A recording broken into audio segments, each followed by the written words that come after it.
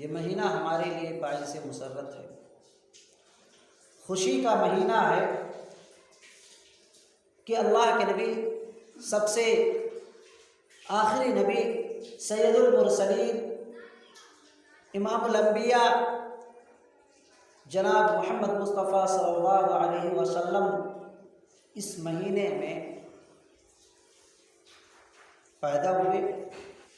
نبی کریم صلی اللہ علیہ وسلم سے محبت کرنا، آپ صلی اللہ علیہ وسلم کی تعریف کرنا ہمارے ایمان کا ایک حصہ ہے۔ آپ صلی اللہ علیہ وسلم کی تعریف میں صحابہ کرام قصیدے کہا کرتے تھے، عربی اشعار پڑھا کرتے تھے۔ شاعر رسول حسان بن ثابت انصاری صحابی رضی اللہ تعالی عنہ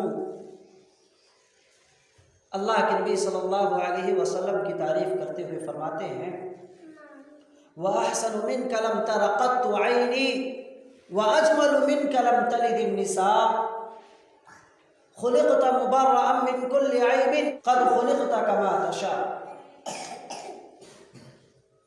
یعنی کہ جناب محمد رسول اللہ صلی اللہ علیہ وسلم وَأَحْسَنُ مِنْكَ لَمْ تَرَ قَطُّ عَيْنِي، آپ اتنے زیادہ حسین و جمیل ہیں، اتنے زیادہ خوبصورت ہیں کہ میری آنکھوں نے آپ سے زیادہ حسین و جمیل آج تک کسی کو دیکھا نہیں۔ وَأَجْمَلُ مِنْكَ لَمْ تَلِدِ النِّسَاءُ، اور آپ اتنے زیادہ حسین و جمیل خوبصورت ہیں، کسی عورت نے آج تک ایسا بچہ جنا ہی نہیں۔ وَأَجْمَلُ مِنْكَ لَمْ تَلِدِ النِّسَاءُ، کسی عورت نے ایسا بچہ نہیں جنا، آپ اتنے زیادہ حسین و جمیل خوبصورت ہیں۔ اور آگے فرماتے ہیں کہ آپ ہر ایک عیب سے پاک ہیں، آپ کے اندر کوئی عیب نہیں ہے۔ قد خلقت کما تشاء، اس طرح معلوم ہوتا ہے کہ آپ اپنے رب کے سامنے کھڑے تھے اور آپ اپنے رب سے کہہ رہے تھے کہ لا العالمین مجھے اس طریقے سے بناتا جا، اور اللہ رب العالمین اسی طریقے سے آپ کو بناتا گیا۔ یعنی آپ کو اللہ رب العالمین نے آپ کی منشا، آپ کی چاہت کے مطابق بنایا ہے۔ یہ شاعر رسول حسان بن ثابت رضی اللہ تعالیٰ عنہ قصیدہ کہہ رہے ہیں اللہ کے نبی صلی اللہ علیہ وسلم کی تعریف میں۔ ہم بھی جس طرح سے اللہ رب العالمین توفیق دیتا ہے قصیدے کہتے ہیں آپ صلی اللہ علیہ وسلم کی تعریف میں، آپ صلی اللہ علیہ وسلم کی مدح میں۔ ہم اپنی زبانوں میں، اپنی طرز میں نعت نبی صلی اللہ علیہ وسلم گنگناتے ہیں، جس میں آپ صلی اللہ علیہ وسلم کی تعریف ہوا کرتی ہے۔ اسی طرح سے ہم آپ صلی اللہ علیہ وسلم سے محبت کرتے ہیں۔ اللہ کے نبی صلی اللہ علیہ وسلم سے محبت کرنا ہمارے ایمان کا ایک حصہ، جز ہے۔ خود اللہ کے نبی صلی اللہ علیہ وسلم فرماتے ہیں: لا يؤمن احدكم حتى اكون احب اليه من والده وولده والناس اجمعين، کہ لوگوں تم میں سے کوئی بھی اس وقت تک پکا مومن نہیں ہو سکتا جب تک کہ میں اس کے نزدیک اس کے والدین، اس کی اولاد اور دنیا کی تمام چیزوں سے زیادہ محبوب نہ ہو جاؤں۔ یعنی جناب محمد رسول اللہ صلی اللہ علیہ وسلم ہمارے نزدیک ہم سے، ہماری جان سے بھی زیادہ محبوب ہو جائیں، تب جا کر کے ہمارا ایمان مکمل ہوگا۔ اللہ کے نبی صلی اللہ علیہ وسلم بیٹھے ہوئے، صحابہ کرام بیٹھے ہوئے، حضرت عمر فاروق رضی اللہ تعالیٰ عنہ کہتے ہیں کہ اللہ کے نبی صلی اللہ علیہ وسلم آپ میرے نزدیک میری جان سے، جان کے علاوہ سب سے زیادہ محبوب ہیں۔ تو اللہ کے نبی صلی اللہ علیہ وسلم فرماتے ہیں نہیں عمر، تمہارا ایمان مکمل نہیں ہوا، تمہارا ایمان اس وقت تک مکمل نہیں ہوگا جب تک کہ تم مجھے اپنی جان سے بھی زیادہ محبوب نہ بنا لو، اپنی جان سے بھی زیادہ محبوب اور پسندیدہ نہ بنا لو۔ جان چلی جائے لیکن میری محبت نہ جائے، میری اتباع نہ ختم ہو، اس طرح سے اگر بنا لو تو گویا کہ تمہارا ایمان مکمل ہے۔ حضرت عمر فاروق رضی اللہ تعالیٰ عنہ کہتے ہیں اللہ کے نبی صلی اللہ علیہ وسلم تب تو آپ میری جان سے بھی زیادہ محبوب ہیں. فوراً اپنے ارادے کو بدل لیا, اپنی سوچ کو بدل لیا صحابہ. بہرحال نبی کریم صلی اللہ علیہ وسلم سے محبت کرنا ہمارے ایمان کا ایک حصہ اور جز ہے, اس لیے ہم محبت کرتے ہیں. لیکن سوال پیدا ہوتا ہے کیا جناب محمد رسول اللہ صلی اللہ علیہ وسلم سے محبت کرنا یہ ہمارے اعتبار سے ہے؟ کیا آپ صلی اللہ علیہ وسلم سے محبت کا معیار, بنیاد جو ہے وہ بنیاد اللہ رب العالمین کو قابل قبول ہے جس کو ہم نے بنا لیا؟ تو یاد رکھیں, اگر وہ معیار قابل قبول ہے جس کو ہم نے بنا لیا ہے کہ ہم اللہ کے نبی صلی اللہ علیہ وسلم سے محبت کرتے ہیں لیکن آپ کی اتباع نہیں کرتے, تو یاد رکھیں یہ معیار قبول نہیں ہے.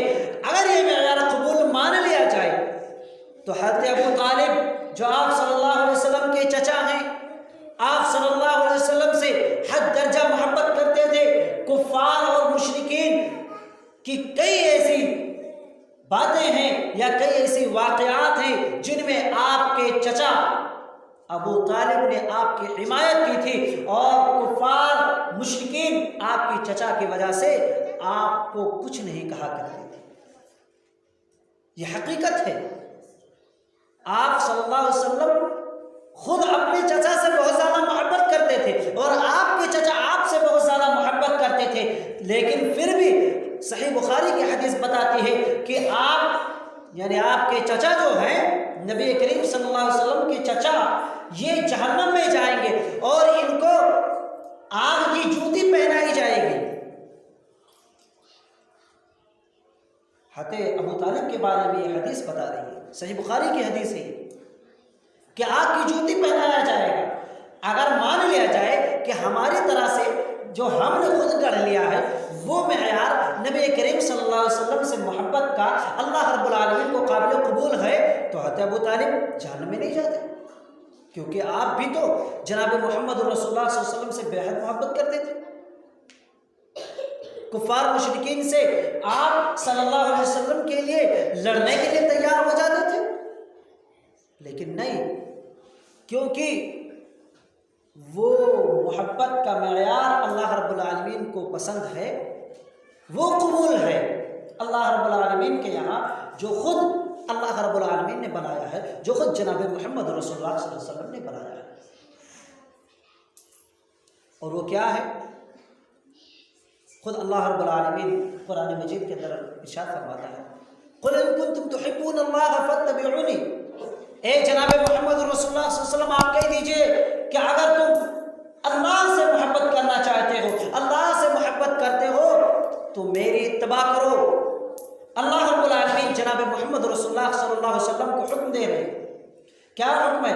کہ اگر تم مجھ سے محبت کرتے ہو یعنی اللہ رب العالمین سے محبت کرتے ہو تو تم میری اتباع کرو. اللہ رب العالمین خود کہہ رہا ہے کہ مجھ سے محبت کرنا یہ جناب محمد رسول اللہ صلی اللہ علیہ وسلم کی اتباع کرنے میں ہے, آپ صلی اللہ علیہ وسلم کی پیروی کرنے میں ہے, آپ صلی اللہ علیہ وسلم کو حجیزہ بنانے میں ہے. تب ہمارا ایمان مکمل ہوگا, تب ہم اللہ رب العالمین کے سچے محب بنیں گے, محبت کرنے والے بنیں گے, ورنہ نہیں. اور خود جناب محمد رسول اللہ صلی اللہ علیہ وسلم نے فرمایا من احب سنتی فقد احبنی ومن احب سنتی کان معی فی الجنہ, جس نے میری سنت کو زندہ کیا, جس نے میری اتباع کی, فقد احبنی حقیقت میں اس نے مجھ سے محبت کی, اور جس نے مجھ سے محبت کی وہ میرے ساتھ جنت کے اندر ہوگا. اللہ کے نبی صلی اللہ علیہ وسلم فرماتے ہیں جس نے میری سنت سے محبت کی, میری سنت کو زندہ کیا, میری اتباع کی, میری پیروی کی, میرے بتائے ہوئے طریقے پر چلا, در حقیقت اس نے مجھ سے محبت کی, اور جو مجھ سے محبت کرے گا, جس نے مجھ سے محبت کی وہ میرے ساتھ جنت کے اندر ہوگا. پتہ چلا اللہ رب العالمین سے محبت آپ صلی اللہ علیہ وسلم کی اتباع کرنے میں ہے، اور خود آپ صلی اللہ علیہ وسلم کی محبت آپ صلی اللہ علیہ وسلم کی اتباع کرنے میں ہے۔ اس لیے وہ معیار نہیں چلے گا جو ہم نے بنا لیا، بلکہ آپ صلی اللہ علیہ وسلم کا بنایا ہوا معیار اللہ رب العالمین کے ہاں قابل قبول ہے۔ حضرت عائشہ رضی اللہ تعالیٰ عنہ کی حدیث ہے، اللہ کے نبی صلی اللہ علیہ وسلم فرماتے ہیں من احدث فی امرنا ھذا ما لیس منہ فہو رد، جس نے کوئی نئی چیز ہمارے دین کے اندر گڑھ لیا جس پر ہمارا حکم نہیں ہے، جس کا ہم نے حکم نہیں دیا، تو وہ مردود ہے، قابل رد ہے، وہ قبول نہیں کی جائے گی۔ اسی طرح دوسری حدیث میں ہے من عمل عملا لیس علیہ امرنا فہو رد، جس نے کوئی ایسا عمل کیا جس پر ہمارا حکم نہیں، وہ قابل رد ہے، وہ مردود ہے۔ پتہ چلا کہ کوئی ایسی چیز، کوئی ایسا معیار، کوئی ایسا طریقہ، کوئی ایسی نیکی یا کوئی بھی ایسی چیز جو جناب محمد رسول اللہ صلی اللہ علیہ وسلم کے حکم کے مطابق نہ ہو، آپ صلی اللہ علیہ وسلم کے عمل کے مطابق نہ ہو، آپ کے صحابہ کے عمل کے مطابق نہ ہو، لیکن لوگ اس کو نیکی سمجھ کر کے کرنے لگے، لوگ اس کو نیکی سمجھ کر کرنے لگے، تو وہ اللہ رب العالمین کو پسند نہیں ہے، وہ قابل مردود ہے، وہ اللہ رب العالمین پسند نہیں کرتا۔ اللہ رب العالمین کے یہاں وہی عمل قابل قبول ہے جس پر اللہ رب العالمین نے خود مہر لگا دی ہو، اللہ کے نبی صلی اللہ علیہ وسلم نے خود مہر لگا دی ہو، یہی اللہ رب العالمین کو قابل قبول ہے، پسند ہے، ورنہ نہیں۔ اب آئیے دیکھتے ہیں اللہ کے نبی صلی اللہ علیہ وسلم کی محبت کے بعد جو آج کل ہم لوگ یا بہت سے لوگ ہیں اللہ کے نبی صلی اللہ علیہ وسلم کی محبت میں طرح طرح کی بدعات انجام دیتے ہیں، اس کو دیکھتے ہیں، اس کا مسئلہ کیا ہے۔ دیکھیے، سب سے پہلی چیز یہ ہے اللہ کے نبی صلی اللہ علیہ وسلم کی محبت میں بہت ساری چیزیں درود و سلام پتہ نہیں کہاں کہاں پڑھے جاتے ہیں، لیکن سب سے بڑی چیز جو سال میں ایک بار پڑھی جاتی ہے وہ کیا کہتے ہیں؟ عید میلاد النبی۔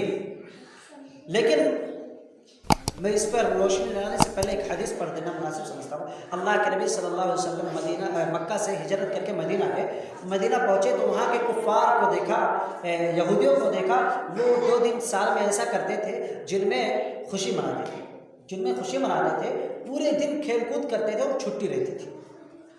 اللہ کے نبی صلی اللہ علیہ وسلم نے پوچھا ماہازان یومان، یہ 2 دن کیسے ہیں؟ تو صحابہ نے کہا اللہ کے نبی صلی اللہ علیہ وسلم ہم دور جاہلیت کے اندر ان دو دنوں میں خوب کھیلا کرتے تھے، خوشی منایا کرتے تھے، چھٹی پر رہا کرتے تھے اور طرح طرح کے پکوان پکایا کرتے تھے۔ اللہ کے نبی صلی اللہ علیہ وسلم نے فرمایا قد افضلکم اللہ رب العالمین نے تمہارے لیے بدل دیا ان 2 دنوں کے بدلے، ان 2 دنوں کو اللہ رب العالمین نے بدل دیا ہے 2 بہتر دنوں سے، خیر منہما، ان میں 2 بہتر دنوں سے بدل دیا اللہ رب العالمین نے، ان 2 دنوں کو 2 بہتر دنوں سے بدل دیا ہے۔ اور وہ بہتر دن کون ہے؟ وہ بہتر دن یوم الفطر اور یوم الاضحیٰ ہے، عید کا دن اور قربانی کا دن ہے۔ پتہ چلا ان 2 دنوں کو اللہ کے نبی صلی اللہ علیہ وسلم نے وہی بتا دیا تھا کہ اللہ رب العالمین نے بدل دیا ہے 2 بہتر دنوں سے، اور وہ سال کے 2 بہتر دن کون ہے؟ وہ عید الفطر کا دن ہے اور عید الاضحیٰ کا دن ہے، جو رمضان کے بعد آتا ہے اور 10ویں ذی الحجہ کو ہم مناتے ہیں، بقرہ عید۔ ان 2 دنوں سے اللہ رب العالمین نے بدل دیا، ان 2 دنوں بہتر دنوں سے بدل دیا ان دنوں۔ پتہ چلا کہ 2 ہی عید سال کے ہیں، سال کے کتنے عید ہیں؟ 2 عید، یوم الفطر اور یوم الاضحیٰ۔ یہ 2 دن کس کے ہیں؟ خوشی کے دن، 2 ہی دن ہیں سال میں 2 دن بڑی عیدیں جو آتی ہیں 2۔ یہ تیسری کی ایجاد کہاں سے ہوئی، کیسے ہوئی؟ سوال پیدا ہوتا ہے، کہاں سے ہوئی؟ اس کا ایجاد کس نے کیا؟ تو یاد رکھیں، آئیے سب سے پہلے دیکھتے چلے